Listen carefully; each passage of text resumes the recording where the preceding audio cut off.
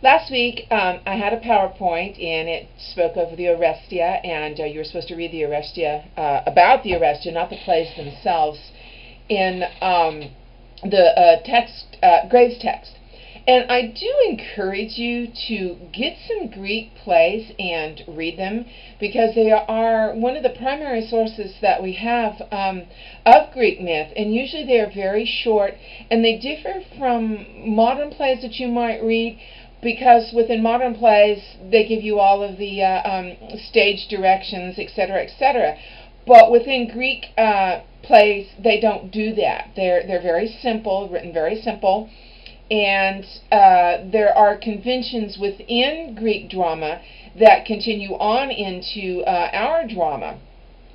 And someday I would like to teach a class about Greek drama and myth, but that's a digression.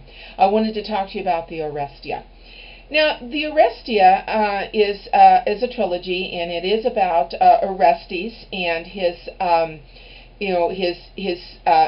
act of matricide, and of course that has its roots even further back before the Trojan War. It's all connected.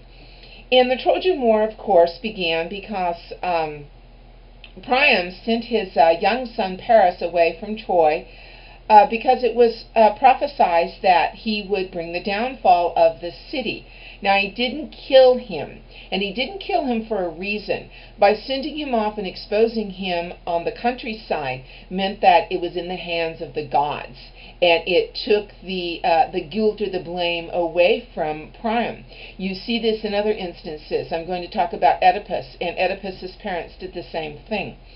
And so Paris grew up away from Troy, not knowing that he was a prince of Troy. And when Eris was not invited to the wedding, she threw the apple in. So to the fairest, Aphrodite, Athena, and Hera all fought over who was the fairest god. Chose Paris as the judge, and he chose Aphrodite because Aphrodite told him that she would procure for him the most beautiful woman in the world, which of course was Helen, who was married to Menelaus. Now, the reason why all of the men, all of the Achaeans responded to Helen's abduction was because Helen was so beautiful that when it became time for her to marry, she had literally dozens or hundreds of men come and seek her hand. And they were all worried that when she decided whom she would marry, that there would be, a war over that. And so Odysseus, who was known as being very wise and very sly, made all of the men sign a pact that when it was chosen who Helen would marry, that all the other men would stand by that, and if anybody tried to abduct her or interfere with the nuptial plans, they would all come to her aid.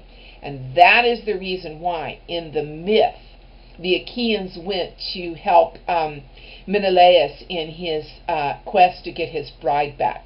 There were other things at risk there, and of course money, power.